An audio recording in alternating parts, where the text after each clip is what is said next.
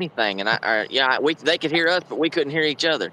Yeah, I hear you and see you better than I have so far. So I think the connection's much better now. Hopefully we get everyone back in. We had like 50 people in here before. Hopefully it works. Hopefully we had a bunch of people. I hated to do that. Yeah, it sucks. Anyway, it doesn't matter. I think we're good now. I can hear you perfect. It's like you're right in my ear almost. Perfect. Well, maybe I won't deafen you. Yeah. Hey guys, welcome back, buddy. Welcome back. Everything seems to be pretty damn good now. All right, good. You got a nice spot to shoot there, Ethan. Is that on your property or what? Yeah, this is my front yard. You're kidding me. Wow, that's a Yep. sweet bit. You carved yourself out a little I've piece got of heaven there, buddy. over here. Yeah. I really did. Right here, I've got my catch box. I shoot it from that direction most of the time. Right here. I'm at like 12, 13 meters, which doesn't really matter. I mean, when you're using hot latex, 3 meters doesn't really matter. And then I've got in a tree right there, I've got one of those little spinning metal targets. Oh, it's pretty fun to shoot. It's at right at 20. It's fun to shoot. Yeah, cool. Yeah. All right. Here we go.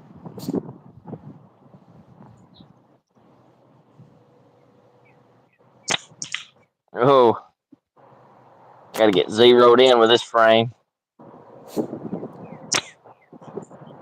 Yeah, it's funny sometimes, when you get a new frame, you pick it up and it feels so foreign sometimes. It takes a little bit of a couple of rounds to get it feeling good. Even like if you get a design that's the exact same as something you've been shooting, but it's made out of a different material. Yeah.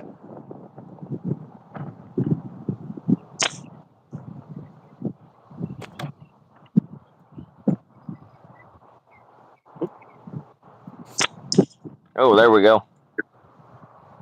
Nah, that sounded like it hit pretty good.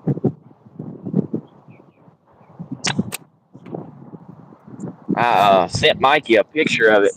It's metal. It's a metal target, and I was shooting it with the .6 green the other day, and I mean it was folding it in on itself. It's a chicken on top and a square turned sideways or turned up like this on the bottom, and I had to take it and bend it back out because the head and the tail feathers were just pinched together where I was hitting it so hard with that Omega at 20 meters.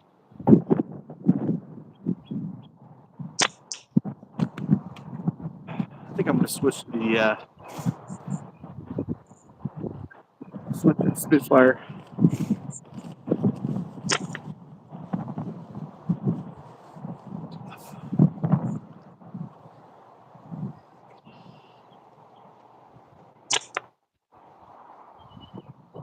The Bin-Bin's got a nice feel to it. It's just kind of light. Yeah, I like a frame with a little bit of weight to it. Not too heavy, but something with a little bit of chunk to it. It's nice. Yeah, I think I'm gonna swap back over to the Can Crusher. I think I can shoot it better because it's a lot heavier. Hey, Doug. I was originally shooting the Titan Hunter, but didn't seem to be working out for me today, so I'm going to switch over to my Spitfire.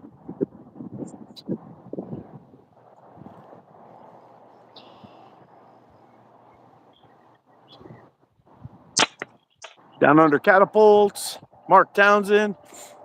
There we go. We're getting back. Oh man, Sean Wild, what's going on, buddy? Yeah, Rex.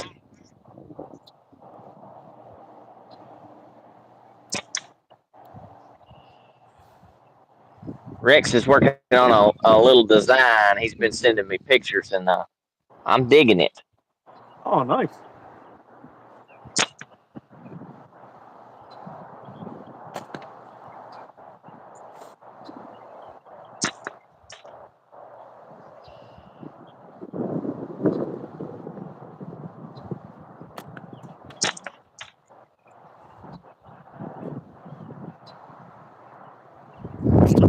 How do you guys like that little short I did there? My little ode to coin worker.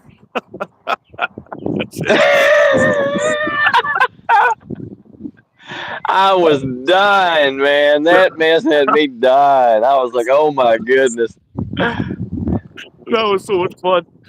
I was thinking, You're what am I gonna do? go I gotta ahead. figure out something, you know. It's like I'm always Yeah. doing these slingshot shots, and I said, nah, we gotta do something a little different this time. I got some latex, Yeah. and I opened up the bag and it stunk. I'm like, I got an idea. Your eyes when you first took that first snip, your Yeah. eyes is what killed me because I mean it was like you knew you were doing something wrong, you know, and it was just like oh my goodness, they were killing me, man. I was Oh man, dying laughing. oh, I had so much Oh, it fun. was so funny. Yeah. Yeah, that Hey, was a lot of movies, you know. fun.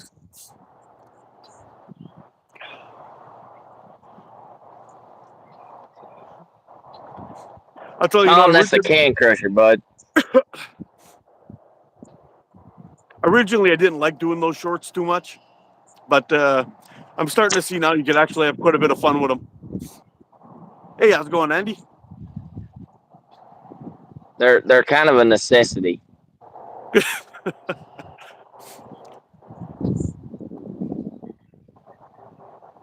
How many aborted fetuses do you eat for Sunday brunch?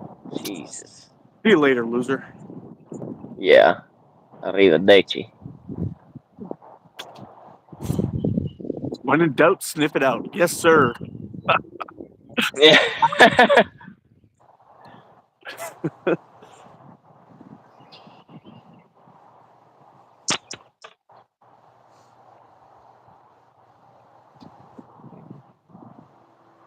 Yeah, and then and like Mikey said, when you had it wrapped around your neck and you were sitting in that chair, oh my goodness, I was just like, oh, that's so funny.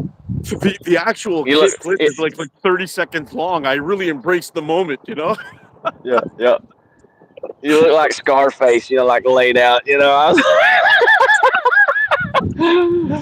was dying. Yeah, that was fun. Yeah. Those fun ones like that to me just hit different. You know, I mean that's to me what the shorts are more about. You know, like maybe showing a quick tip or something like that, but just mostly just like just have fun with it. You know. Yeah, just have fun. Get goofy, man. That's it. Yep.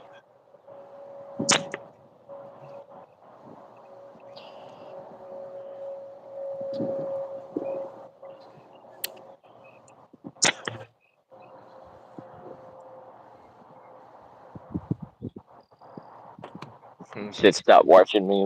Yeah, Rex, that was funny.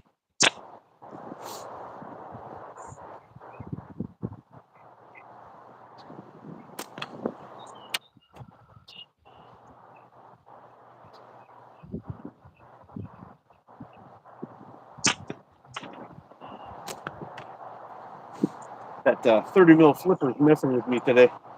I think I've hit every Yeah. millimeter around it. I haven't touched it yet. Yeah.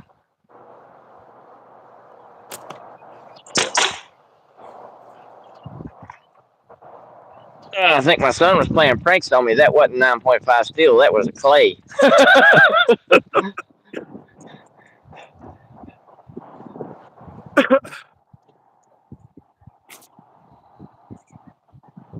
Hey, what's up, Bear?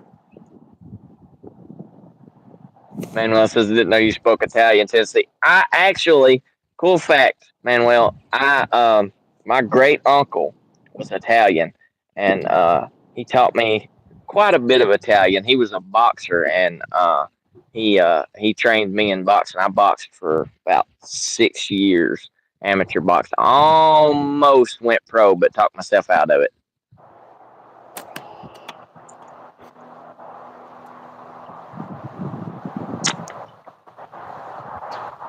I decided I didn't like my head getting smashed around that much.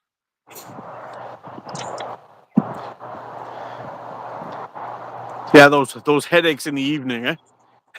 After after a Yeah. good sparring session, yeah, not a good time. No, not fun. Used to get the same thing from judo too, being dumped on my back so many times in a day. Yep. You end up getting Yeah. those. It'll mess with you. Yeah, oh, it does for sure. I'm sure they're Yeah. like little micro concussions. You know, you just kind of Yeah. you Yeah. don't get It's them just after not bad one, enough. but you get them after many. You know. Yep. Yep.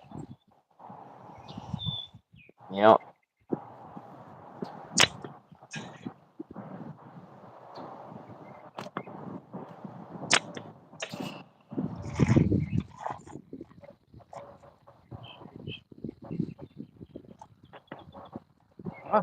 picking it up today.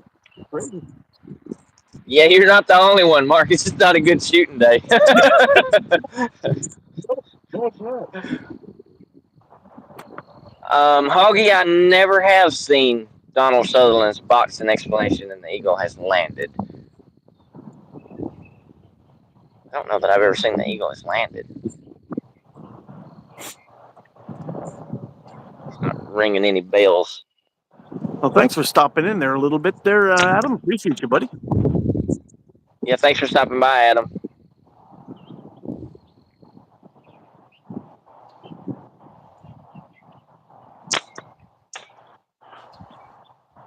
We've been live for about 11 minutes, Kevin.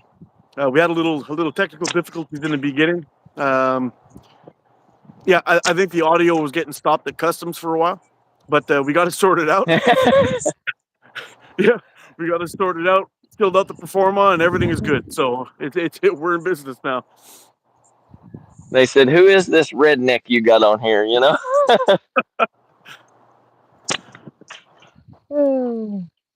Yeah, it actually says that on my helmet at work. Really? Yeah, I went away for a camping trip, on a canoe camping trip, and I came back and somebody put a big sticker on the back of my helmet that said redneck, so I left it there. Yeah, you're kind of right. So whatever. Yeah. That's funny. Enjoy your dinner, T-Rex. We got Fort Shooter in here. Fork shooters in the house. All right. And they put it in French.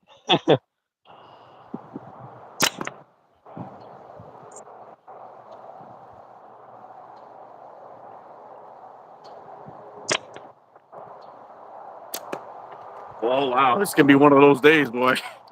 I'm telling you, I've missed that 40 by that close like 30 times. You know? I think I'm going to set up a barn door. I might be able to hit that. Yeah, I was thinking about getting one of those big 16-ounce cans and putting it in there. You know, It might be a good idea. oh hi, all over the place.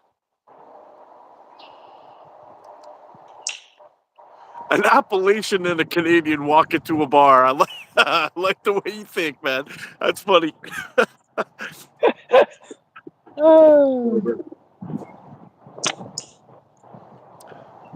Performance anxiety. Yep. Story of my life, buddy.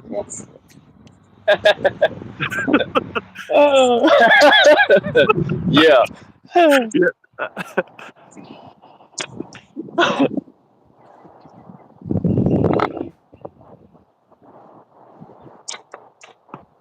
Oh my goodness, that was like 2 feet low.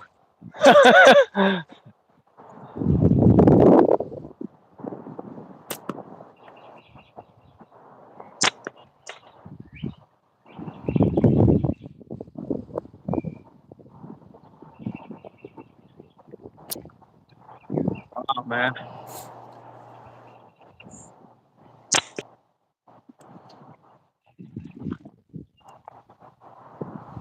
That made you both laugh. My work here's done. That's it. Let's sit down. We got Jorge in here. Yes, sir.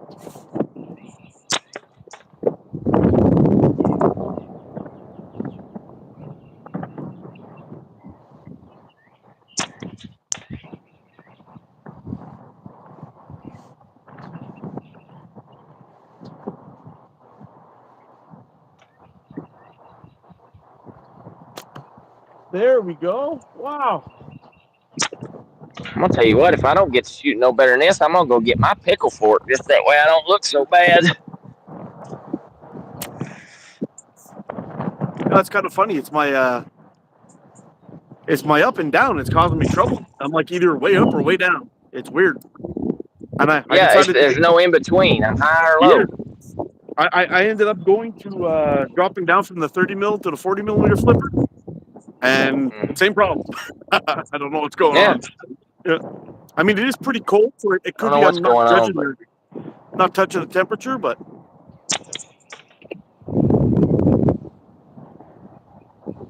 Hey, what's up, John? Hey, rebooted. What's going on, buddy?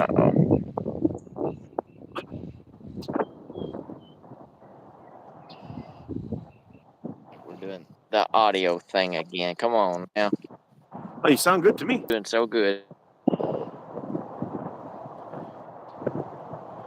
It's the coolness getting into my vertebrates. I think you're right, buddy. I think you're right, Hoggy.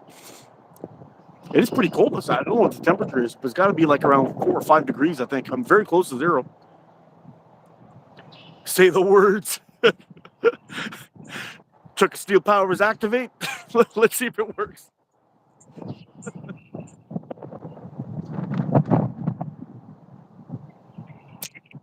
Nope. It's no help for me, buddy. Yeah, I think I'm gonna grab a pickle fork. I can't do any worse. Oh. Go for it. All right, give me 1 second. I'll be right back. Yeah, no worries.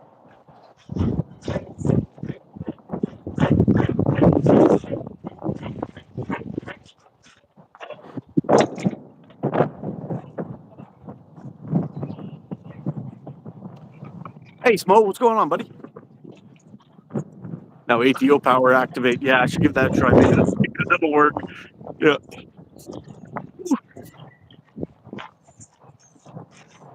We got Smo in the house. Yes, sir. All right.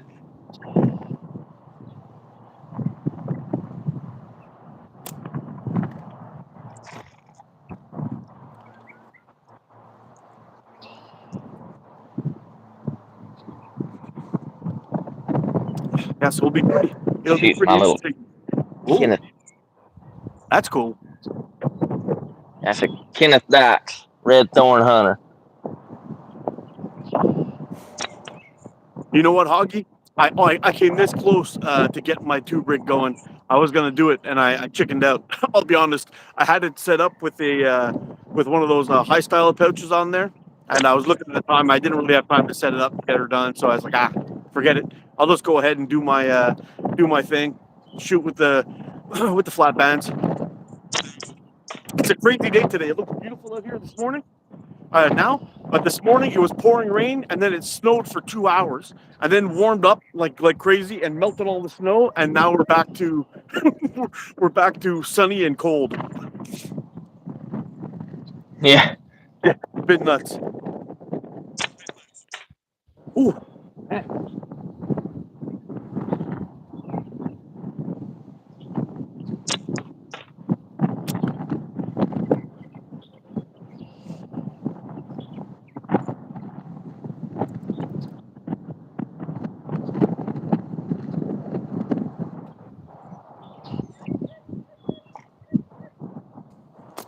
Can you hear that owl?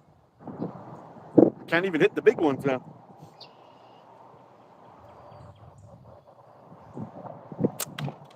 There we go.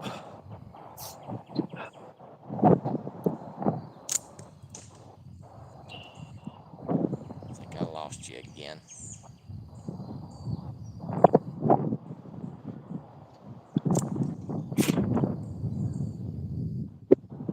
Hey, you guys it must be pretty hot over in Australia at this time of year, no?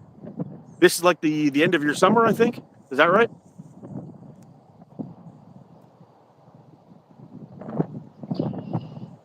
Chilly here too in Windsor. Yeah, it's a pretty cold day. Did you guys get any snow today?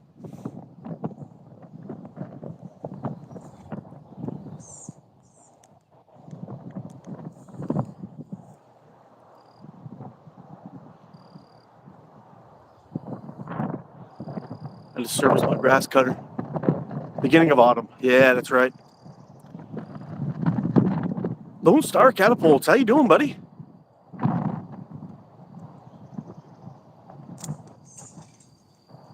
No snow. Oh, you're lucky.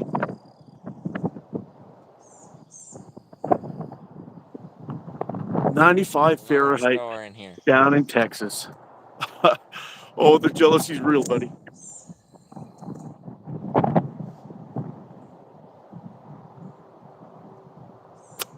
Ooh.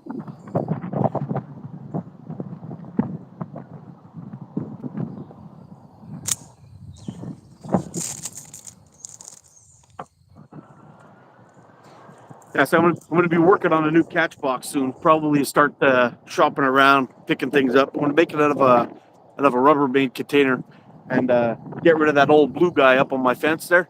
I chewed a hole right Yeah. through the front of it and the back of it. So it's time to replace that one. But Yeah. should be a fun build. Yeah. New catch box is pretty exciting. I'm wanting to build one that I've got some kind of return in it, so it'll send the ammo back to me, so I don't have to keep walking back and forth to the catch box. Nice. That'll be pretty nice. Lazy man's catch box is what Yeah, I'm wanting to build. right up my alley. I'll take that. Hey, what's up, Tim? Just hit the target. I'm trying to. It's not working good for me today. No, it's not working too well for me either, to be honest.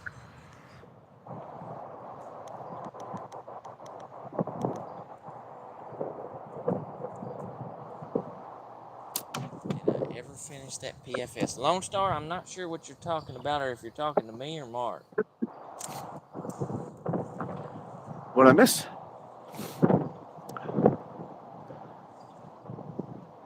Did I ever finish that? Oh, I don't think that's for me. I was working. I think the last time I talked to him, I was building an OPFS. I think he's talking to Finished Tom. it, and I sent it. Hi from Scotland. You got? Hey, how's it going, Peter?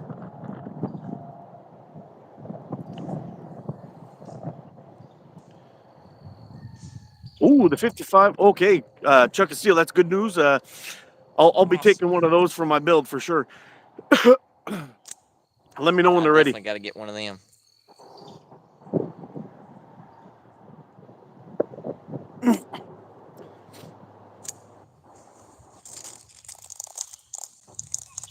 I might as well just grab a handful of this ammo and throw it at the catch box. I'd probably do better.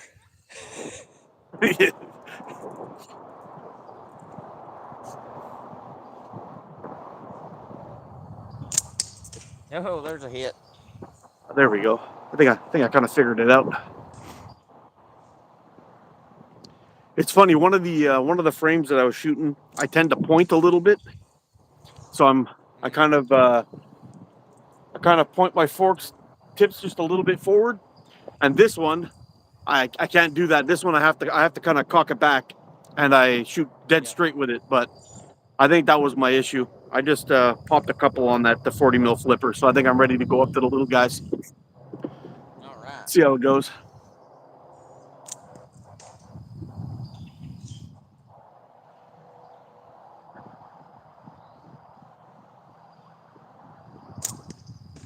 That's a good call, actually. Yeah, Chuck and Steel, he says, when I'm missing, I get up close and shoot. I take a step back every time I shoot, and he gets Yeah, that's figures a it good out tip. for him. That's a good tip. It is a great tip.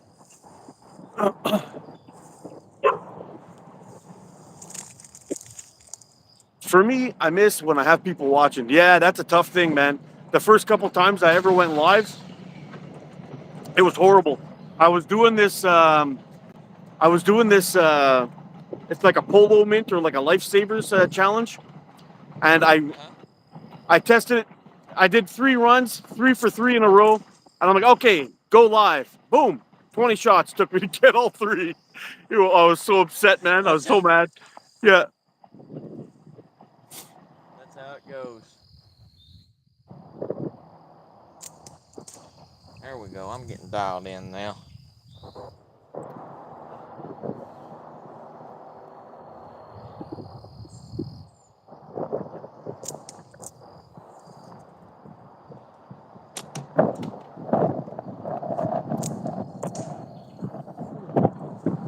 And I'm also trying out a new pouch, those basketball or football pouches from Omega. Trying Oh them out, wow. see how they do. So, Have you tried those red, white, and blue ones that they got? do what now? Have you tried those red, white, and blue ones that they have from I Omega? have. I've tried the blue ones. I like the blue ones. They're made out of the same material as Jordan Mabbitt's uh, pouches Oh, from really? Southwest Caddy. Yeah, yeah. Yep, and I love them. Oh, really? I got one of those sets. I think they come with 3 blue, 3 red, 3 white, or something like that. The red, white, and blue ones had like a little Omega sign on them. I got a order of those coming in. Yeah, should be fun.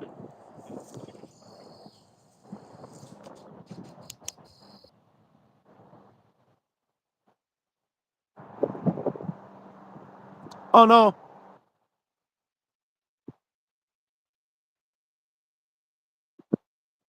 Yeah, yeah, yeah. Yeah, that thing was nice.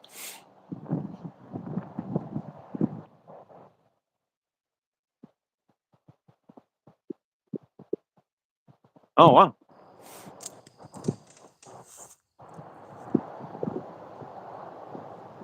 Erickson, how you I'll doing, probably buddy? give the latex away because I'm not a fan. I've tried the 4.5 precise, but I hadn't tried the .5. He gave me some .5. The .45 is not made for 9.5 steel. I will tell you that. No, no.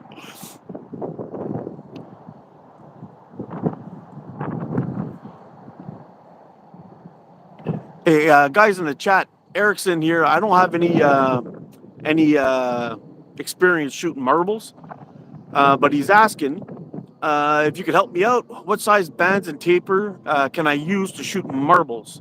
It'd probably be a good idea to let us know if you're a long draw or a short draw shooter. But marbles are pretty light. I can't imagine you'd need anything really heavy, like a .5 or .6. If you're shooting short draw, would be more than enough, I think. I would think so, as long as it's not the big shooter marbles. Yeah, maybe like I don't know, 20, 22, 14, 22, 25, 12, 25, 15, something like that. Somewhere in there would be good. Yeah. I'd say try that, like you said, in a .5, and if it's still kind of if it's a little too not enough band, you can always go up to a .55 or a .6, but that should be plenty. Yeah, yeah, that's what I was thinking. I don't think I've ever shot a marble out of a slingshot. I have shot marbles with a slingshot ammo, a 9.5, but I don't think I've ever shot marbles out of it. You're out hunting your own ammo. That's nice. Yeah, if you ever run out, I guess they do the job. But I just never really even wanted to try to shoot marbles. Yeah, Adam says a half inch marble weighs a little more than 8 millimeter steel. Wow, I think they're only 2 grams for an 8 millimeter steel. 2 or 4 grams. They're pretty light. I think they're 2 grams. Yeah, two and a bit.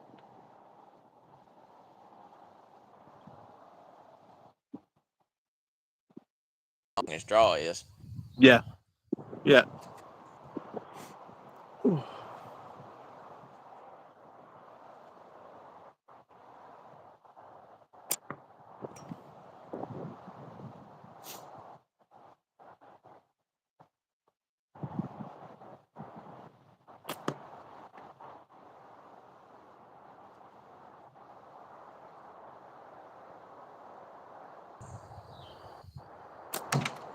There we go.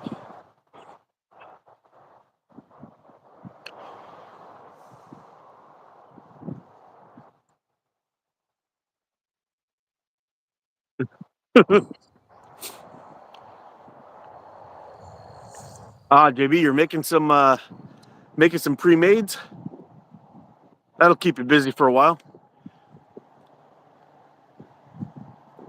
Hey, Coin, how's it going, buddy?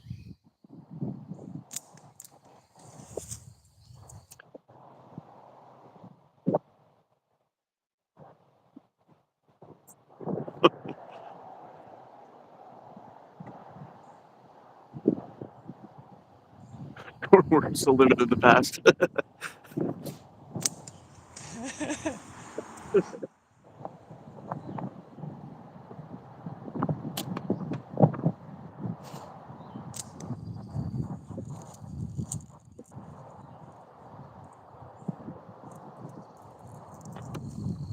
There we go. We're on 30 now. I say I heard that one.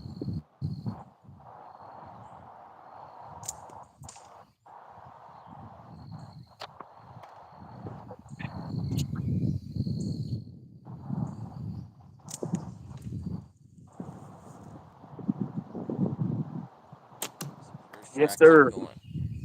I'll take 2 out of 3 any day.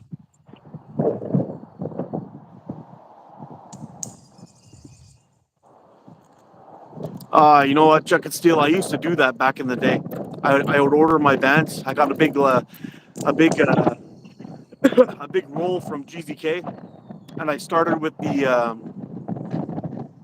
all the pouches, and I got like 20 pouches of the 9.5 pit locators, and I just started making bands. I would sit there and just make bands over and over and over again. It was terrible. I stopped that real quick after I realized how long the bands last. I'm like, no, I'm not doing that no more. Hey, Brian, how's it going? When I sit down to make bands, I usually make 25 at a time. Get yourself good and set up. Yep. But I make bands for 6 people now. So Oh boy. Oh, I guess it makes sense, eh? yeah, so yeah, I'll usually do. I'll, the good part about it is that 4 of them shoot the same taper and the same length, so that works out pretty good. And then I've got mine, and then one of the guys that I just got started shooting, he shoots the same taper as me, just a different thickness because he shoots 8 mil and I shoot 9.5. Oh. And you're pretty much a 0.5 guy, eh? I'm pretty well a 0.5. 0.5. I'll shoot the 0.45, but I use a 16 to 10 taper. I mean, you can see I use a tiny taper, Oh, wow. and the Omega 0.5's got enough oomph behind it that I can shoot the 0.45, but I like the 0.5 better. I'm mostly a 0.5, 0.6. I do like using the 0.6 green if I want a little hotter setup. Cold's getting me a little. Yeah, I don't see how you stand it up there with it so cold. I'd freeze to death. I may do a quick run in and grab my vest a little bit later, but If you need to run and grab something, grab something. Don't stand out there and freeze. no, I'm okay for now. I'm okay for now. But once that sun starts to get a little bit lower, I might have to run in and grab my coat. Yeah, nothing wrong with that.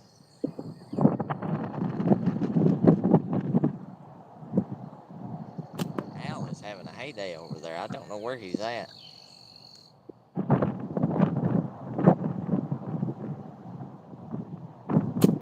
Oh. Normally it's not so bad, but the wind is it's pretty tough today. Yeah, that Grab my wind does tubes look the tough. vest. Hoggy's trying to convert me. Oh, he's trying to convert you over to the dark side of tubes. That's it. I shoot Nothing marbles. wrong with Oh, that. come back here. I shoot marbles just because they're a little cheaper to buy. I always used tubular bands, but I recently got into more slingshots. I ordered some slingshots from. Oh,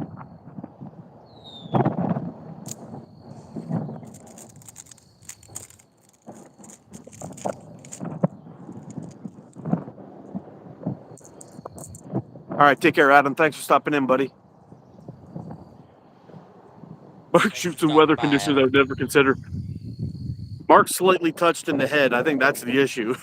Yeah, I I agree probably. with Coin. The one where you tested out the Omega White with it was like freaking ice on the ground. Like, yeah, no way. There ain't no way. There ain't no way. There's no amount of money that would make me get out there on that and do anything. I was out there one day and I was testing out a slingshot I just got from Prime 4 Catapults. It was a Casper that he made for me, nice custom with his green and blue resin swirl. Came out here, started shooting with it. My hand started to freeze, had a fork hit, and blew up the resin. And I hadn't even done the review for it yet. I was out doing a band test, just trying to get the feel for it, and I broke the frame. I called them. I'm like, dude, I'm so sorry. But I ended up gluing the piece back on. I glued it back together and did the video anyway, but it really sucked. Yeah, that sucks. I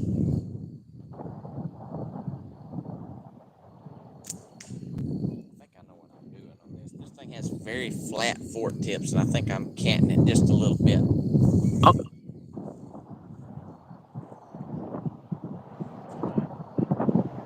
hey, Erickson, which slingshot did you get from Simple Shot?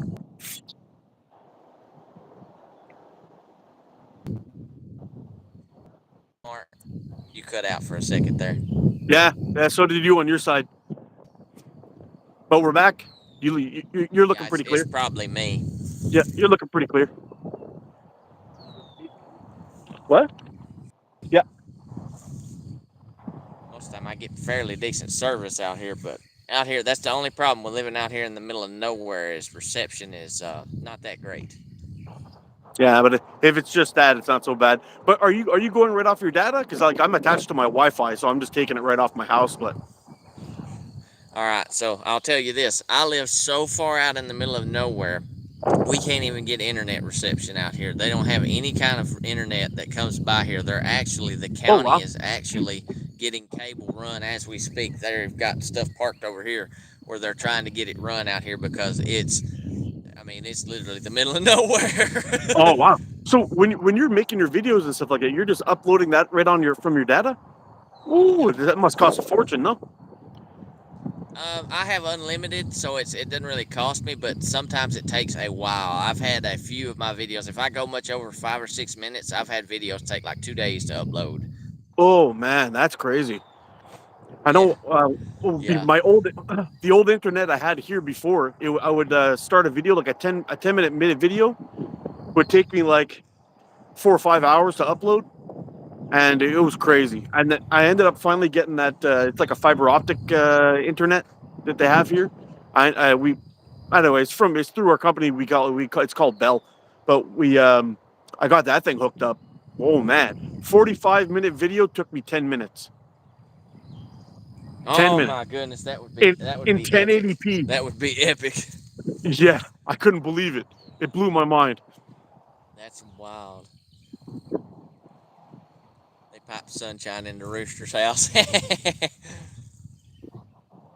How's my son's arm? My son's arm's getting pretty good. He's moving around pretty good. Everything's he's not really wearing his sling anymore. He wears it only when his arm starts getting tired, gets a little sore, so he puts it back on. But yeah, for the most part, he's doing okay. That's good. Yeah. I ordered the Champ. I don't know what the Champ looks like. Huh. Well, I just walked past one a minute ago. I've got one in there. It's a 85 millimeter. It's a little short frame, got a round bottom, and it's the Simple Shot one is set up for TTF and OTT. Is it Axiom Champ? Is that it, maybe? Do what now? Is it an Axiom Champ? Is that the full name? Yeah, the Axiom. Yeah, the Axiom Champ. Okay, yeah. That's a cool slingshot. Yep, it is. It's a good little pocket frame. Wild and Wired, how you doing, buddy? I was checking out your videos today, man. You got a pretty good channel, bud.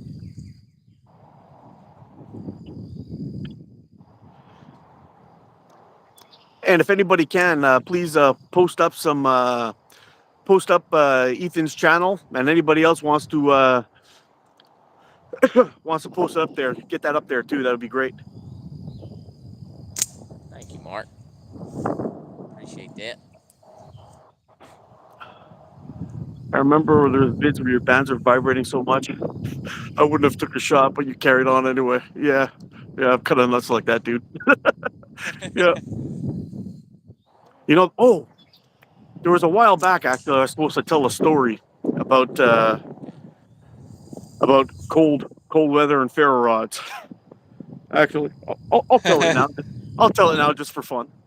But I used to go ice fishing like at least once a week. And one day it was really, really cold outside, and I knew nobody was going to be around, so I decided I'm going to go out to my spot. So I grabbed all my stuff. I had about 100 pounds of gear because it was really cold. So I had my drill, I had my tarp, my chair, all my tip ups, my bucket, my minnows, the whole deal. I even brought some wood because I used to keep this little pot that I would set up once I drilled all my holes and set up my lines. I was able to put up 10 lines. I used to put my drill in the ground like halfway through the ice and just leave it up. And I'd put my sled on the other side and I'd wrap a tarp around me to block me from the wind and make like a little microclimate. Sure enough, it was somewhere around minus 30 degrees outside, maybe minus 32 with the wind chill. The ice on the holes was freezing up every 5 minutes. So I would do my tour, clear all the holes, come back, warm my hands up, and I brought a Coleman stove with me, and I didn't bring any water, so I decided I'm gonna bring this Coleman stove. I'm gonna set it up, and with a little propane tank on it, and I'll just scoop up the snow because we got like a good maybe 20 inches of snow like over that weekend. So I'm like, okay, this should be good. I hiked my whole way out there, and I made my first mistake. I didn't take my jacket off. So I'm hiking 100 pounds of gear, walking about a kilometer, like 3/4 of a mile out onto the ice, and stop there. And I'm already hot now. I'm sweating. And that's the biggest mistake I could have made. But started drilling my holes, got all my stuff set up, started screwing in the Coleman stove. And if anybody knows, propane is no good under minus 15 degrees. It stays in its liquid form and it won't work. So I screwed this thing on. I got the stove started. I put the ice on, the snow in my coffee pot on, trying to get it going so I can get some water into me because I started to feel a little crampy from all the sweating I did. And sure enough, boom. Stove's almost out. Propane's not working. So I go over and I give the propane tank a little shake to see if it was empty. And when I turned around to go back, because I thought I saw one of my tip-ups move, the propane tank stayed up. So full fluid of propane ran through the tube into my Coleman stove, and the whole thing burst into flames.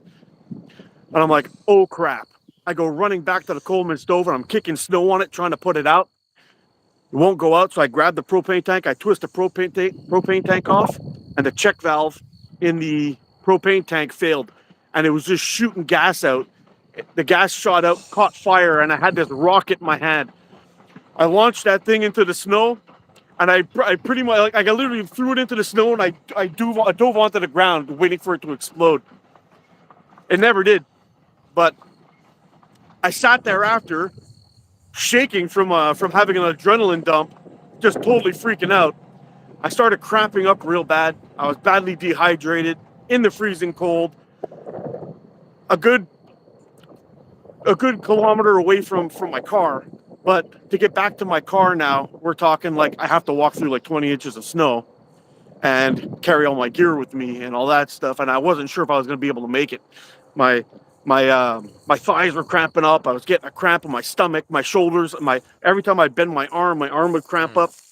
I'm like, okay, I got to get a fire starter right now, and I got to get some water into me because now it's getting dangerous.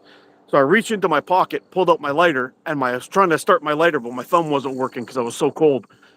And I started to freak out. I'm like, oh no, this is really not good. Trying to get it lit, pushed the button, it slipped out of my hand, fell in the snow, disappeared. Couldn't find the friggin' thing anywhere. I'm like, oh man, what am I gonna do? Like, now I'm in trouble. And like, I know if I eat snow, I'm going right into hypothermia. I could walk over to the island that's over there, but there's nobody on the island, and I got no way to heat up, nothing to start a fire with. I don't think I'm gonna make it back to my car. So I'm like, shit. I dumped my pack, and I was hoping to find one of those emergency blankets to wrap myself up. And didn't find one of those, but I did find a ferro rod, and I had all that wood in my thing for my little pot that I keep my little fire in to keep my hands warm, but I never got that lit. So I ended up using my knife and just filing off a whole bunch of shavings. And doing this was a lot easier than actually moving my thumb, so I can move my whole arm. Stopped, did a couple of jumping jacks, did some more jumping jacks, did some more, and then finally hit it with a ferro rod that I found on my pack, got it lit, boiled some water, drank 2 things down, and then packed up my shit and left. But it was like, that was like, I could have died with my car in my view, but I wouldn't have been able to make it back. And when I tried to pull up my phone to say, like, oh shit, I might be in trouble, my phone was dead because the cold drained my battery. So, yeah. Anybody that's out there saying, bring a Bic lighter. Yeah. Okay, buddy. You know, Bic lighters work great in Florida, but when you're out in the real damn cold, you need something that works. And ferro rods, you can throw right in the water, pull it out, give it a quick shake, and it's going to shoot sparks for you. So I always carry one now. Yeah. Yeah, that was close right there. That's one of Yeah, those that you was were close. As Yeah, we say and down here, you were about up shit creek without a paddle. oh yeah, exactly. And it was funny. On my old channel, I did a video on that whole subject and why I always carry a ferro rod and all that stuff. And I was at the boat launch, and I was showing where I was. I can actually point to it from where I was standing, and it's quite out there. But you can imagine walking through that. A good, maybe like this much snow with 100 pounds of gear on you. For that distance, it's rough, It's man. like a 5 mile hike. Oh yeah, up a hill. Yeah, Yeah, but yeah, yeah, uphill. yeah, I learned. I had a good. It was a good kick in the ass for me because I was really into the whole survival thing, and I started Yeah, getting cocky a little bit. And after that, it just reminded me: survival doesn't start with the gear. Survival always starts with your mindset and decision making. And as soon as you start making bad decisions, you've already lost. And yep. anyway, I learned a lot from that day. Yeah, Yep. Sometimes, like you said, though, that's what you need is a good kick in the pants to kind of wake you up and be like, look, you know? yeah. Yeah, well, luckily it didn't turn out too bad, but yeah, I got lucky. I got lucky, and also me being a bit of a hoarder too, keeping all kinds of shit in my backpack helped. Yeah, Yeah, sometimes being a hoarder pays off, man. yeah, sometimes. Yeah, thanks, Jake. I'll tell you, a spark throwing ferro rod, the Eldris. Yeah, it is a good one, man. Shoot some serious complacency kills. Absolutely, dude. my my oldest boy is, and the youngest one too. They're really into that whole survival gear kind of thing. And a buddy of mine from Ohio just sent them a just like a humongous backpack full of like fire starting stuff, a bunch of ferro rods, and they're pretty excited to try some of those out and see how they Oh, work. that's a lot of fun. Yep. Yeah.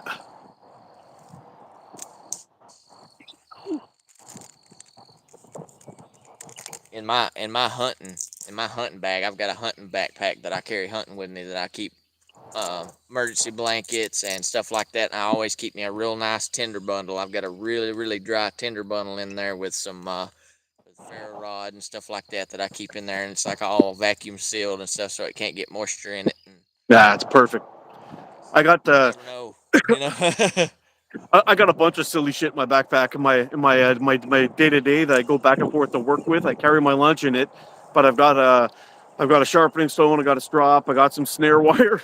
I've got I got my ferro rod. I've got a water bottle. I've got a small foldable tarp. I keep a bunch of shit in there all the time. I know every time I'm on the road, I'm going back and forth to work, and in winter here, you know, I could be on my way to work, get stuck on a highway somewhere with a big 40 car pileup. I could be there for a couple of hours in the freezing cold. Yeah. You need that stuff. Sounds crazy, but you need it, and I bring it. Yeah. You know, Well, that's like in Texas. They had some people. I think there was a bunch of people that we had a big ice storm down here 2 or 3 years ago, might be a little more than that. That it froze Texas over, and it yeah, yeah, I shut the saw that. whole state down. And I mean, there were people that froze to death in their houses, because they couldn't get heat or anything like that, no electricity, and That's so crazy, eh? yeah, it's nuts to think about something like that. Yeah,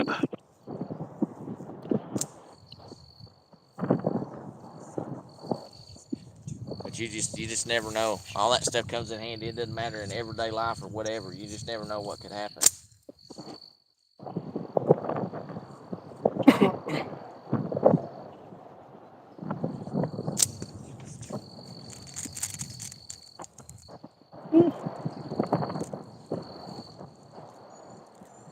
Chuckin said he was there. Yeah, that's right. You were down there, Chuckin. And he said he survived because they had alcohol heaters. yeah, that'll do it.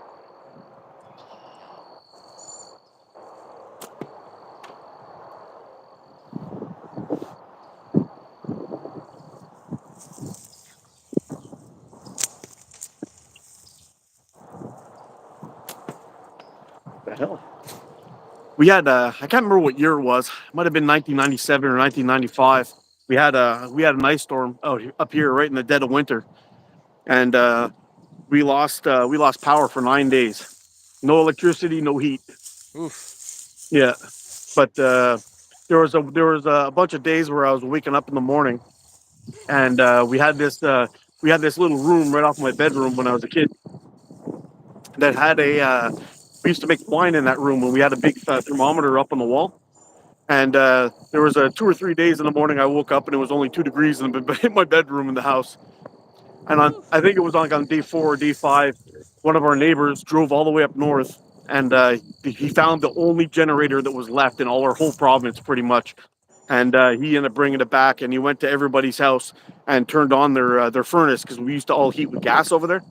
So he turned on the furnaces, and we got the furnace fired up, and he put the fan on at everybody's house for 2 hours, and he would do the tour on everybody on our street, and got the temperatures up at least for a little while to warm up the house, so we would Yeah.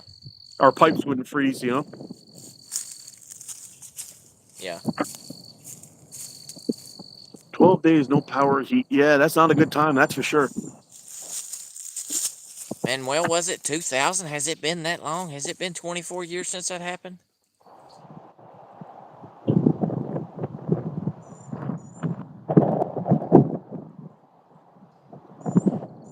Boy, time flies. It don't feel like it's been that long. Best traffic conditions ever. No one on the road. Yeah, 100%. Everyone stays home. Okay, Chuck says 2021. 2021 is when it was. Okay, I was like, I didn't think it'd been no 20 something years. Like that's a long time. Yeah, and I think a lot of people had water damage after too, when all the snow started to melt and everything. Yep, yep, I remember seeing some videos of people just like buckets all over their house, all over the place, trying to catch the water, or they're just running right through. You know, yep. that's terrible. Yeah, that's one of the things that a lot of people, don't think about too. Is I've got all of my piping under my house. It's got like this electrical wrap that you put around it. That as long as you've got power, I can turn the heat onto it, and it keeps my pipes and stuff warm, so that Yep. it don't freeze over. Because you run out of water and it's cold like that, not only are you gonna have damage afterwards, you gonna got nothing to drink, can't go to the bathroom, and if it's freaking 4 degrees outside, with the wind blowing 20 mile an hour, I don't really want to be taking a crap in the woods like Sasquatch. No, it's not a good time. But a little pro No. tip though, when you get that kind of cold and your power goes out, if you crack your faucet just a tiny little bit, just to get a little Yep. bit of a Let drip it drip. going, it'll keep it from freezing. Yeah, Yep. but It will. We do that too. yeah, Yep. That helps a lot. But a lot of people don't think about stuff like that as it's getting cold. They wait till it's frozen. Like, oh well, I should have. Yeah, you should have thought beforehand. yeah, yeah. Well, a lot of people don't know, right? They never experience anything like that, so Yeah. you know. But Yep. And like Texas, I mean, that was like unheard of cold for them. I mean, because it's Texas, it's warm. I mean, there's some spots in yeah, Texas that get some cold weather, but for the main part of Texas, Texas is one of the warmer states we got. the closest one to the equator, I think, right? Yeah, yeah, it is. It's It's like the furthest south. yeah, the furthest south. Huh? Yeah,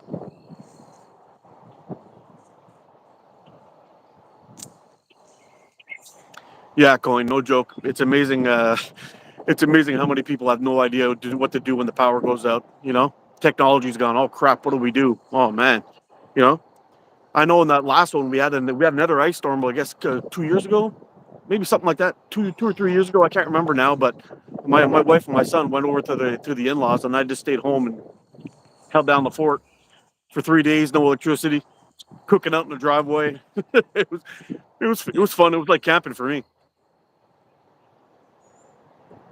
yeah. It's like camping except you're indoors. Yeah, yeah, Yeah, we've got this is something that I kind of got hand down. My grandmother always used to keep coal oil lanterns. Of course, they don't burn coal oil now, but that's what we still call them. yeah. And I've got a bunch of those in the house that we keep for when the power goes out. The boys think it's really cool, to turn that on and I'm like, yeah, it's cool. Can you imagine doing this every day? Because you don't have electricity. Yeah, yeah.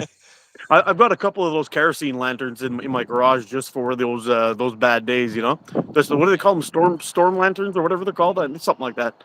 With you have that little bar, you push it, and the little glass pops up. You light the wick and drop it back down. Yeah, they work really good. They do.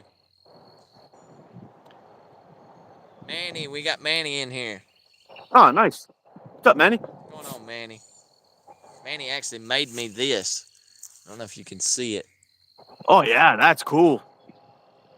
That's really Yeah, cool. it's after And my it's your design. design too, eh? Your rooster. Yeah, that's Yep. cool. Yep.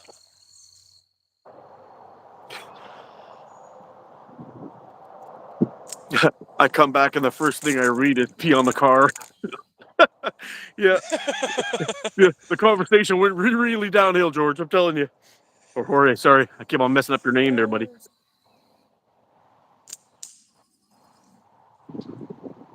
We've got a guy at work that I am the world's worst at. He just started, and they put me to training him.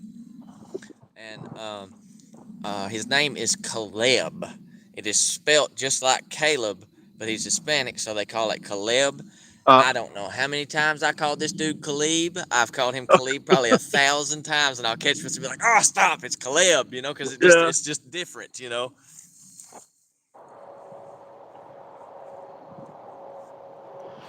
Rooster makes a rooster. Yep.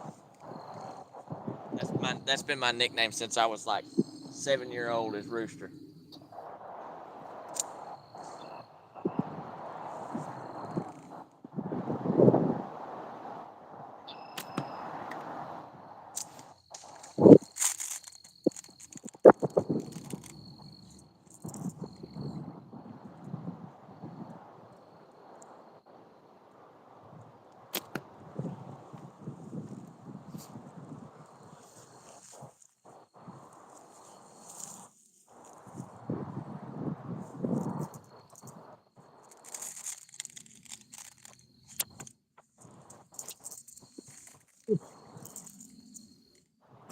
And when it gets real cold, you know those little flippers there that look like they got like two little legs hanging down. I don't know what you call them. Like it's like a 30 mil flipper, but it's got like two sides, so when you hit them, they make a noise. A lot of the Chinese ones are like that. I started hitting those things in the middle of winter, and they just shatter like glass. I was kind of worried that this guy wasn't going to be able to take it today, but I guess it's not cold enough yet. That's pretty cool. The clapper spinners, yeah, those ones.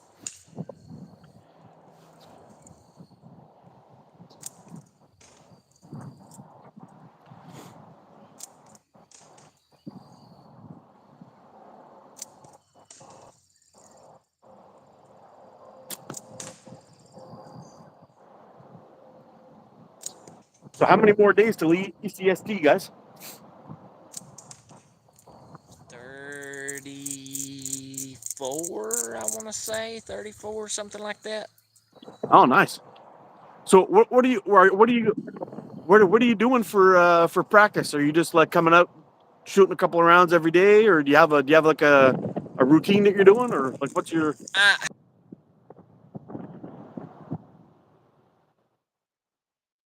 Practice. It's just kind of one of those things. I'll come out here, and if I feel like doing this, this is what I do, you know. And that's kind of how I take my approach at the tournaments too. At ACC, you know, they had like a woods course and a speed and stuff like that.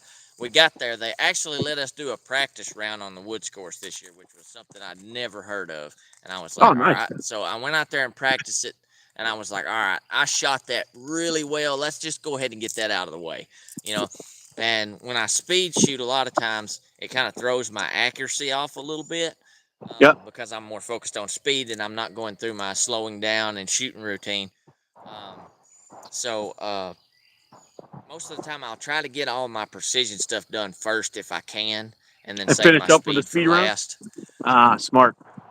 Nah, very That's cool. what I typically try to do. Yeah, I've always found when I'm out in the backyard and I'm shooting at my catch box, I can, well, not today, but quite often I could tear it up. But when I go into the woods, wow, it changes everything. Like 10 meters doesn't seem like 10 meters anymore. You know, not having that backdrop and everything's in 3D. It's really cool, man. It's probably my Yeah, favorite way to shoot, to be honest. It's fun. yeah. Well, see, I bought several of those little spinner targets like that. I mean, it's little. That thing, the top target's probably, I don't know, it's probably about the size of a 40, I'd say. Maybe a little smaller because it's cut out. It's got, a shape to it. It's not like round or nothing. Yeah. And I've got like 15 of them placed out through the woods and stuff back here that I'll just go through, and I've got them at different distances. And shoot, I'll just be walking through. I don't even really take the same course, every time. I'm liable to go this way this time, so it's liable to be 8 meters today, and tomorrow I shoot and it's 30. So I mean, just kind of change it up, and that's one way I kind of practice shooting in the woods. Oh, that's really cool. And if you can do that in your front yard, that's so awesome. Yeah. Yeah, Yeah. I do That's it in the so yard. awesome. So Yeah. Hey, Brad, how you doing, buddy? I've got, I've got, I've got right at 9 acres here that I've got. So that's what I use Oh, for my that's shooting. awesome. Yeah. Yeah. I got 7,000 square feet, and that's not including the spot where my house is on. that just eats up all that spot. Yeah. Yeah. So just a little property I have here, but anyway, hopefully one You've day. got your shooting range set up nice. I like your shooting range. Yeah, it does a trick. It does a trick. Yeah, I it can does. I can shoot 10, 15, and 20 meters, 30 meters if I want to stand out my front yard, but I don't like going too far back there. People walk by on the street and they look at you like you're a wacko. So I try to keep it mostly around the side of my house or on the back of my house, and that way I don't have to worry about any Karens ratting me out to the cops or anything. Yeah. Yeah. The the long I think the longest stretch that I've got to really do some distance that's like clear, because I mean it's a lot of woods here. That's a pretty wooded area. Is I've Yeah. got a spot that's right at 150 yards. So yeah, it's pretty good for some That's a good chuck and distance. steel range. I ain't no good Yeah. at shooting that range, but Yeah, that's a good distance. So 50 yards is a yeah, good distance. yeah, it's a good distance. I've I've right across the road, the guy that owns the land over here, I hunt on it as well, and he's told me anytime I want to set up anything out there, there's a spot out there that I sighted in my 30-06 at like 375, playing around and stuff like that. So I got some space to Good get some distance. distance if I want it. Oh yeah, Yeah. that's sweet. How's the hunting out there? Pretty good. The weather, yeah, the weather's here is really good today. So No, no, but the the hunting hunting, things good. oh Yeah. yeah, the hunting's good, man. I Yeah. put 8 deer in the freezer this year, and I didn't even Ooh. really get to go. I only went 9 times, so it worked out pretty good. So Yeah. Yeah, that one went pretty good, eh? yeah, Yeah. Fill yeah. out that And I freezer and you're took, good I to. think I got seven. Yep, packed it full. I think I got 17 squirrels. The rabbits are starting to make a comeback. I hadn't really started hunting them yet. The coyotes just about got them all around here over the past like 5 or 6 years, but we've been working on the coyote population, and the rabbits are coming back. So Well, rabbits are kind of weird too. They go through these waves, or I don't know how you call it, but you have like these boom seasons, and then you have these seasons where they just seem to disappear for whatever reason. They're kind of weird like that. I don't know if it's from predation. Maybe it's from the movement of coyotes and other predators that are coming into the areas or not. I don't know how exactly it works, but here we got these years where there's lots of them, and other years there's not that many. But I also think it might have something to do because up here around every 4 years we have there's a great gray owl that comes into our area. They seem to come down here for breeding or whatever it is. I don't know if they're just following the food or whatever, but that might actually be it. There might be the owls come in. There's more of them around. They're picking up more rabbits, and then I don't know. Yeah, it's interesting though how all that works. yeah, it is, and it seems to be around here. You can kind of tell it'll be like when the rabbits are making a boom, the squirrels kind of go back a little bit, and Yeah, like I actually seen that I've got 3 owls. I've got one that sits right there. I've got one that sits back over here, and then there's one that sits over there. And I've actually seen them snatch squirrels out of the trees and stuff. yeah, they're vicious, eh? Yeah, they are. Owls are so cool. Yeah, We have we got a lot of them around. We got like the great horned owl. We got the big grays, and we've got barred owls. They're just everywhere. Barred owls are very common in our area. We got a couple of smaller ones, but like screech and the saw-whet owls. I don't know what species you guys have down there, but we got tons of owls up here, and We've they're got crazy. we've got the little barred owls. We don't have very many of them in this area. They're a little more closer to like more populated areas. They tend to be a little more, and they hang out closer to the water here. Like if you get like a creek or something, Yeah, you'll see them over there and stuff. But the ones we got here are just what we call old hoot owls. I'm not even really sure what kind they are. I rarely ever see them, and if I do, it's just like a flash and they're gone. and they're gone, eh? Yeah, they're pretty cool. We used to go out looking for them at nighttime. So we walking around the woods at Hmm. nighttime when we're out camping, and we do a couple of calls. And there's a couple of times where we'd be talking to them, they'd start going, and then you'd hear the barred owls calling out, and then all of a sudden they're pissing off the coyotes, and all coyotes go bonkers. Yeah, It was funny. Yeah, yeah. so much fun. I don't know about y'all, but up here we use owl calls and stuff like that to get the turkeys all riled up. So you can Yeah, find out yeah. where the turkeys and stuff are at and hunt the turkeys. A lot of times when you're looking for owls, you'll find them because crows and owls, they seem to hate each other, Yeah, and a lot of times they they do. that was weird. Train made a weird noise. I don't know what that's all about. I was like, oh, yeah, yeah. But yeah, a lot of times you hear the crows going batshit crazy over the owls being close to them, and then the next thing you know, they we find them by listening to the crows squawking. It's kind of cool. When the crow season, we actually have crow season here. But the weird thing about the crow season here is you can only hunt them on Fridays, Saturdays, and Sundays. And we used to have such a big population of crows that the guy who owned this land over here, he always had corn and stuff growing over there. That he would pay us a bounty when we were teenagers, on crows, Oh, and really? because they would just eat his crops up. And I mean, as teenagers, I mean, we get to go out there with 12 gauge, and shoot all afternoon. We'd probably be shooting at something all afternoon anyway, but we're getting paid for it, so we can at least replace the ammo. Yeah, yeah. Why not, eh? Yeah. We have a pigeon problem at my work, and I'm trying so hard to get my boss to convince him to let me go in there with a slingshot and take care of business, but Oh yeah. he's worried I'm going to miss and put a dent in the walls. But we have these funny doors that kind of roll down there for Uh, all the trucks to come in and out. They zip up and they zip down really quick, but they're like this really thick material. I could hit that thing all day long with a slingshot. It ain't going through. So as long as I'm lined up, I've almost got him saying yes. Yeah. Yeah. I talked to my boss. I brought some clay ammo to work. We had a little bit of a mouse problem, and brought some clay ammo to work and kind of took out some mice. That was pretty cool. Oh, nice. I wonder. You think I Clay's work in a Clays would metal take out a shop. pigeon? Yeah, me too. I'm a Oh metal guy. yeah, Yeah, yeah. yeah, Clays would take out yeah. We pigeons. make Hmm. yeah, oh yeah. Clay would take out a pigeon, especially if you had some half-inch clay. That half-inch clay, I've seen people kill squirrels and rabbits and all kind of stuff with that big clay. Really? Yeah. But I don't think regular size clay. I don't think you should have any problem with it. I think Nah, if you hit them headshots in the would do it. head, they're done for. Yeah.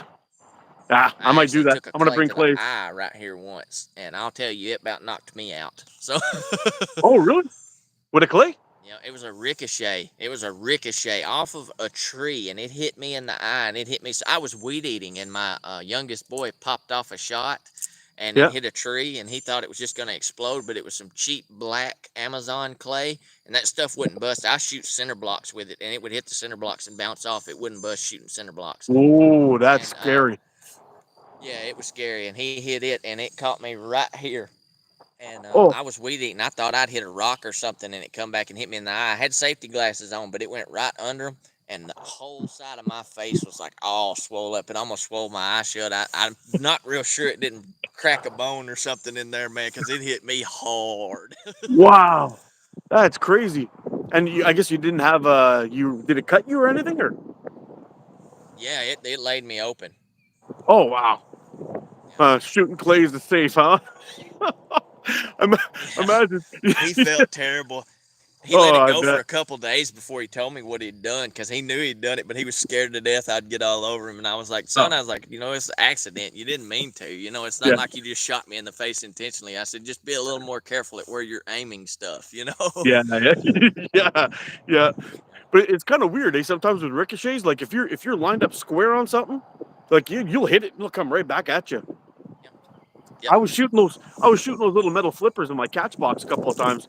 I hit one, it bounced right back up, and hit me right in the lip. Yep. Yeah, with 8 mil steel. The way the way we were doing, I was weed eating in front of a tree right here, and he was off to the side like this, and he Yeah, shot at it, and it hit. It was just it was a scaly bark hickory. I don't know if you're familiar with those, but it yeah, had yeah. like rough spots on it, and I guess it hit right on the side of one of those, and when it did, it just came right out and just bam. Oh, man. It nailed me. I didn't know Yeah. what hit me, but it felt like I got hit in the face with a baseball bat. I'm not even gonna lie. It was just like everything went kind of black for a second. And it was like, oh wait a minute, what just happened? Yeah, yeah, no joke.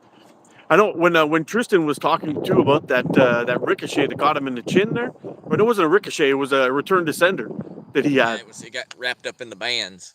Yeah, man. Like even now, I want to find out what the science is, and like I'm baffled. Like, how does that happen? Like I've shot twisted Yeah, up bands before, not a problem, you know. But he's got me this rethinking the whole setup right here, rifle I thing. shoot with twisted up bands and stuff. I can shoot this twisted up like this right here, no problem. I mean, it shoots just fine. I mean, Yeah, how does it happen? How does it happen? I I don't don't know. know. He said it was the wind was blowing and they were humming, and I don't know if just when he released the band was down like this and it just caught it or something. That's the only thing I could see. But it would have to, for it to have enough momentum to come back, it would have to catch it somewhere up here in the middle, I would think, because Yeah, it would have to get some stretch out this way to have enough to come back. It couldn't have been at the bottom or anything of it. So no. I don't And to know, come but back that's hard enough for it crazy. to stick in your chin. That's got some momentum. I mean, did it get wrapped up in the pouch? Was he, if he was using a pit pouch with like he shoots, that was 8 mil he was shooting. So I mean, that don't make sense because he wouldn't be using 9.5 pouches. Like a Yeah, pit pouch. Like if you're using the wrong size pit pouch, that's always made me nervous that it would get hung up in the pouch. But yeah. When he was telling that story, I was like, man, I honestly thought that was a myth. Like I was like, oh, the return to sender just kind of turns around and comes back. I'm like, come on, but no, it's yeah, it's legit. His chin is proof. yeah, his That's chin's the proof. Yeah, his because chin's I the mean, proof. Tristan's a skilled shooter. I mean, it's not like it was just a beginner out here, just cracking off shots and not. I mean, but Tristan, he's a A, great shooter. a great shooter. And, Yeah, and if it can happen to somebody like that, I'm like, man. yeah, no joke, eh? Yeah, puts the fear in you a little bit. Oh man, I Yep. can't, I can't, I've I can't never imagine that. the clay and a really bad butterfly kiss. Well, besides a hand. Now I took a 8 mil. You probably can't see that scar right there and right there. Yeah, yeah, yeah. When I first started, I shot an 8 mil through my hand right there. That's where it went in, and that's where it came out. No And way. I was doing this. I Oh, instead of holding it flat, I was tilting it like that, and it was a slanted fork tip. It was an Evo. It's an 85 millimeter Evo is what it was. And oh, I just had it too far forwards, and it was a really heavy band set. I was using like .6. I think I was using I think it was a 25 to 20 taper, shooting an 8 mil with .6. I was a noob, I was like, I'm going to really get some hot speeds out of these 8 mil. And next thing I know, it just went like that, and you could just see blood just just shooting. I was like, uh-oh. oh, yeah. I can imagine the f bombs flying out of your mouth. Like Yeah. it'd be Oh, terrible. yeah. I Yeah, threw that frame down, kicked it about 4 times. yeah. Beat it with a shovel and buried it. I bet, eh? That was it. That thing's out of here. Yeah, I was. Oh, It was not Sunday school language. We'll say that. It was coming yeah, out of my yeah. I mouth. bet. I've been pretty lucky. It I've was I've never rough. hit myself, never hit my hand, never shot myself. I've been pretty lucky so far. I've had a couple of weird ricochets though that got me. Yeah, shooting those metal flippers, but I just got rid of those. Like that's it. Yeah, those are only clays only. Yeah, from now on. 3/8 steel in the knuckle. I can't even imagine that. That'd be terrifying. Yeah, I took a 3/8 steel to the knuckle here a while back. I was using some new clips. I will not say who they were from, Yeah. um, and I didn't have them torqued down quite as tight as they needed to be, and I was full butterflying it too. And as I let go, this band turned loose, and it pulled it down, and it went right off the back of my thumb right there, right off Oh. the knuckle. Now that felt good. Yeah, Yeah, that man. felt real good. 9.5 off the knuckle, like about 280 feet per second. It felt real good. Yeah. You know, when you think about it though, how often we're out shooting, you know, like you come out, do some shooting, everything's good, you check your bands, you know, but out of all the time I've been shooting, only 2 times have I ever had a band break near the fork. Both times it was the same brand, and I mean, I gave it up. I'm never ever going to shoot that Was it stuff again. green? But Was it hey, green? yeah, Was it green? Yeah. yeah, yeah, yeah. It was green. I know exactly what it was. Yeah, and yeah, it hit me right in the face, and the shot bounced off my fork. Both times I didn't hit Oh, myself, but man, it would have been bad. Yeah, but I stopped shooting when I that stuff. first started, yeah, me too. When I Yeah. first started shooting butterfly with that green, that's what I had a band that split from right here all the way up to the pouch right here and came off right here. So I had this little bitty thin strand that come back and smacked me on the cheek right here. And man alive, I'll tell you what, I would probably rather take a slap from a grown man than ever have that happen again. You Oh want to talk yeah, about hurt. it's like getting hit with a whip, eh? Chuckin's comment. Yep, A yep. 100%. Yeah, that stuff was pretty special. And you know what? And it was only after I found after they changed the recipe on it, because there was a time Yep. where I can't remember now exactly actually, but there was a time when the elongation on it was only 5.5, and then they switched it and it was actually getting like 6.5 or something like that. I can't remember, And but it went kaput. terrible, terrible. Yep. And I had to give it up. I'm like, I can't do it anymore. I was still shooting GZK Orange for a long time. I had a great time with that band, but the Yeah. green, no, no way, Nope. not touching it. Nope. Nope. And the black was always to me like pulling on a steel cable. I mean, it was just rough, you know. Yeah, it was bad. And it was funny because the point five felt really nice in the beginning, and then Yep. it was like, that's it, forget it. It hit a This is as far wall. as it's gonna go. Yeah, it was so weird. When The I six six started, that three was pretty well your options. You had simple GZK shot, and precise GZK. Simple Shot. Yep, that was the three. That was That's pretty it. well what you had, you know. And Yeah, I was even playing around with TheraBand back when I started. I was playing with TheraBand quite a bit, you know. That's TheraBand Black is still one of my favorite BB shooters out there. I love TheraBand Black for BB shooting. really, eh? But I've yeah, never it tried. works I've really never good. tried the black. I've only It's tried the gold and the blue. uh, The blue is a nope. yeah. Yeah, yeah. No, The blue's no, a the nope. blues a no. No, The no. black is funny because it feels kind of stretchy, and then it hits like this. It hits a hard wall, so you have to be dead on with where you want your elongation. But I could shoot BBs full butterfly with it, Oh, and nice. that's pretty fun. Yep. Son of a man. It's pretty fun. GZK does actually make good bands. He does. But there was a section of time where there was something wrong with the recipe. I don't know if it was a bad batch or something like that, but that's the ones we're talking about here. It was a bad batch that came out because there was a while where GZK Green was the best bands out there, or one of the best anyway. To be fair, Yep, yeah. How does it Simple was. Shot rate? That's what kind of got me started. Actually, getting working on accuracy was getting some GZK because I'd use TheraBand and just other stuff. Like I was buying elastic bands from Walmart and stuff. Those exercise bands and stuff. Trying to Yeah, find something that would shoot pretty good. And then I think Smo hooked me up with some .66 GZK, and then I was like, okay, well this is pretty good stuff. And so then I just yeah, kind of that's went good. GZK for a while, and Actually, that's the size I was using too. Was .66 when I ate it in the face. Yeah, yeah, it was .66 back in my heavy ammo days. yep. Yeah, I was shooting 11 millimeter steel back then. Man, I was messing around with the 11 mil steel just yesterday Yep. with that sniffer video I did. I was messing around with Yeah. 11 mil steel. The point seven, it'll throw 11 mil steel pretty damn good on a short draw. Yeah, Yeah. I was kind of That's surprised. that's pretty impressive because I mean that's how come I've got a 25 to 20 taper in there that I was shooting .66 and .7 and stuff like that to try to get decent speeds out of 11 mil, and I mean it was still lobbing them, you know. Yeah, to be fair, there is a little bit of a lob, and my bands Yeah, were close-ish to maxed. So I was from here, and I was able to get it yeah, back to about an inch and a half back, but I was still I was still exploding cans with it, like pretty good. And I'm sure, yeah, I was only using a 22 to 12 taper.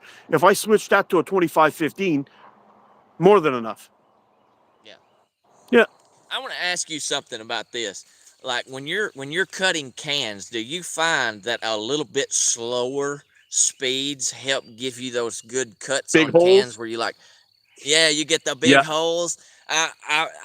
I've found that myself. You know, if I've got a blazing hot setup, it'll just blow straight through it, and I mean, you have to literally cut it. You know, but if you're just yep, trying to, blow it apart, a little bit slower speed, somewhere probably about that 240, 225, somewhere in that range works yep, perfect for just yeah, destroying them. 100%.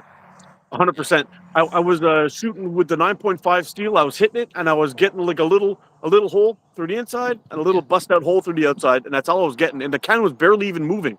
I'm like, man, am I yeah, hitting the damn thing? What's going on? yeah, And I went over to I checked the can out. I'm like, oh yeah, I'm just like zipping it right through there. I switched to the 11 mil steel. It slowed it down, but the can started jumping all over the place, man. It was crazy. yeah. Yeah, It makes but I noticed that when doing a can cut that little bit slower speed usually helps pretty good. You know. yeah. I mean, I like to set my bands up around that 270 mark anyway, Yeah. even for my 8 mil steel when I'm target shooting. But 270, 280, somewhere around there is good. So, I mean, when I'm hitting the 300 feet per second or more, I find that I end up shooting a little bit high at my 10 meters. Yeah. So I drop it down a little bit. I don't need to have that crazy speed anyway. I mean, if I was out hunting with 8 mil steel, then fine, but I'm not. So no reason to get blistering speeds. No. But cutting cans with 8 mil steel when they're going that fast, man, the can barely moves when you hit it. Yeah. Yeah, just a boop right through. Yep. That's it. Yeah. My setup that I use right now is that 16 to 10 with the .5 green. I hadn't cronied the white. It's a little bit slow. It's not much. I mean, the difference in the speed in the white's really almost negligible. But with the green, with the 16 to 10, the .5, I'm getting about 275, 278. You know, you'll have them 280 shots and stuff like, but it's pretty consistent around 275 and stuff like that. Yeah, And I like it because it's a good speed. I can see it. It still shoots flat at at 12, 14 meters and stuff like that. And I like it. I like that. It works for me. That's what I use. So yeah, that's it. And it's funny, when you're using a crony and you're shooting through it, you'll see. Hey, how's it going, Rob? You'll see that what's going on, you Robert? can jump anywhere between like 10 or 20 feet per second difference sometimes. So what I always started doing, that's why I always shoot 5 shots when I'm doing my band tests. I shoot 5 shots and you can average out and get, cancel the high, cancel the low, and you get somewhere in the middle, and you're usually pretty bang on with the speed you should be looking at. But it's crazy how much a tiny little difference in your draw, a little straighter, Yep. or you point your forks that extra quarter inch forward can make a difference in the speed. A big difference. Yep. Yeah, I notice it a lot more with long draw than I did with short draw because I mean short draw you're hitting the same spot pretty well every time, but long draw you kind of get to that spot, and that's why I usually shoot my bands close to max because it gives me a stop so it's consistent. But Yep. with the Omega, it's so stretchy. I've already had to cut my taper from my length from 290 down to 250, and with the .45 even at 250 I can still full butterfly and it's not maxed. um, and Wow. it's but with the .6, it pretty well maxes out for me about right there. That's about where it maxes out, and I just really like where that is. That's the .6 is probably the .6 green is probably my favorite to shoot. It's a little fast for like I said for like just basic target shooting and stuff. Yeah. but I like the .6. It's got a really good zip to it, and the draw weight is pretty doggone light for a full butterfly. Yeah, and you know what? I find I find there is a noticeable difference between the two, between the green and the white, Mm. weight wise when you're pulling it. I haven't measured it yet, but I would pretty much bet it's only like a half pound difference. I don't think it's that much difference in the draw weight. They're No. pretty damn close. Yeah. Well, I'll Yeah. tell you, a buddy of mine done a test on it, and he was getting there was 3 pounds of pull difference in simple shots black and the electric white in the same Oh, I believe thickness it. point five. There was 3 pounds. I mean, and Yeah, 3 pounds is that's a you're lot. gonna feel 3 pounds, you Yeah. know. And he was getting the same speed. Actually, I think he was getting a little bit faster out of the electric white than he was the simple shot. Really, eh? I mean, Yeah, I think it was like simple two to shot. three feet per second. I did some testing on the simple shot, and it was pretty damn good. Yeah, Um, it's but fast. It's it's fast. it's fast. I just found that the weight, the draw weight of it. There were other bands that were as fast, like for 100%, for example, was as Yep. fast with a lighter draw. Yep. That's it. But in terms of longevity and all that stuff, they make a good elastic. You know, they do. They make Yeah. a good They elastic. do. It Yeah, lasts a long time. It's good elastic. I'm not dogging it at all. It is good elastic. yeah, it's good elastic. But after doing all those tests with all those bands and all that stuff, I've got a few brands that I really like, and I mean Omega Slings is probably going to be my go-to from now on, or for Yeah. well, yeah, probably from now on. I mean, I love this stuff. The For the electric white's foreseeable fantastic. future. Yeah. And I mean, my favorite bands, I've been pretty vocal about it for a long time. I liked Yeah. Sniper Sling, and I like Gong Chi White. Yeah. And I like Gong go, Chi White. You got me started on it. man, I like that band. The drawing Yeah. of it's It's not the beautiful. fastest. It's just No, perfect. You know. yeah, but the electric white is very similar to the Gong Chi draw wise. The Yes. elongations are very similar, Yep. but I got more speed out of the Omega, Yep. and I was kind of like, sorry, Gong Chi, Yeah. I'll smell Sorry. you later, bro. You know? Yeah, And for me, you know, a lot of these guys, a lot of these new guys coming up do not understand the struggle of having to order everything from overseas. yeah, Omega has spoiled a lot of these guys for stuff like that. yeah, And that was one thing that always turned me off of the Gong Chi, was, I mean, it was all right shipping, but it took a while to get it over here. I mean, I'd order it and then forget about it, and then boom, here I got a roll of latex, and I'd be like, yeah. well, okay, And it's expensive. Like the shipping Yeah, from yeah, Caddyshack. the shipping will tear you up. Yeah, it was crazy. I was paying as much for the roll as I was for the I was paying as much for the roll as I was for the shipping, or maybe even more Yeah, for the shipping to get to my place. Yeah, and you'd have a $35 or $40 roll of latex. You yeah, know, yeah, and the thing that sucked is it just turned out to be the latex I shot the best with. So I was like, oh no, I gotta order yeah, more. So every time I ordered, I would always buy batches of like 3 rolls, 4 rolls type thing, and that's it. But now we got the Omega Slings just right around the corner. Well, yep. corner-ish. It's a lot closer than Two, overseas. 2 or 3 days Yeah, for me, for shipping's me. usually about a week from the time he Yeah, ships it. It's about a week and a week's maybe. not, but that's not terrible. I'll wait No, a no, week it's not bad. on a good product. You Yeah, know, yeah, that's it's like much I was closer. ordering for the longest. Chuckin put me on Sumeki, the Sumiki or however you want to say it, and Yep. I was shooting 8 millimeter long draw and high style, and the .45 pink. Oh my goodness, I absolutely love that stuff for 8 millimeter long draw. That was nice, eh? Um, yeah, it was really nice, super lightweight. My only complaint with Sumiki, and Chuckin has said it before, was when you shoot Sumiki, when you pull it back, you better be ready to let go because you can literally feel the power just kind of dying out of it the longer you Yeah, hold it. It loses it quick. whole time is a bad thing with that band. Yeah, it was funny, It and is. I got weird breaks with Sumiki too. It was Really? not good. Yeah, it was not good in the cold at all. I was lucky if I've I never was shot it getting. in real cold. Yeah, I was. If it was like say -5, -10, which is a pretty mild day for us in wintertime. If I was out there shooting, if I got 100 shots, it was a good day. It could have been just a roll I got. I don't know, but for me, it was like nah. This is a nope. Yeah. Yeah. Yeah, but a lot of people were used to rave about it, and it was like Yeah. a big brand that they used to use in China for tournament shooting Yep. and all that stuff. But anyway, yeah, Yeah. And that's like not that. for me. What was that?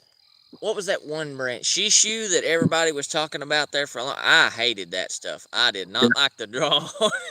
No, I didn't like I the didn't draw, like it at all.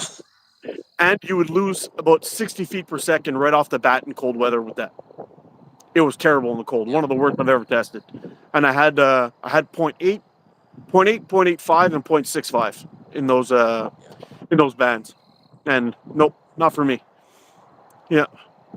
Yeah. It's funny though because you got And some people that oh dude, I better run. I got 5% my battery left. Yeah, I'm gonna have to call it, dude. I got like no battery left on my phone. I just got a notification. I got like 5%. The cold's killing it. okay. It's Well, I been a pleasure appreciate though, you dude. going live with me, brother. I had a great time. We should do it again. One time when I We got some should. time, we'll go on your channel. We'll do it if you want. That sounds good to me, Mark. Thank you. Sounds good. Thanks for Thanks having me. for thanks for stopping by, everybody, and thanks for a lot for joining me. I had a blast, buddy. Yeah, me too. Thank you. Yeah. Take care, everyone. Bye bye for Take now. care.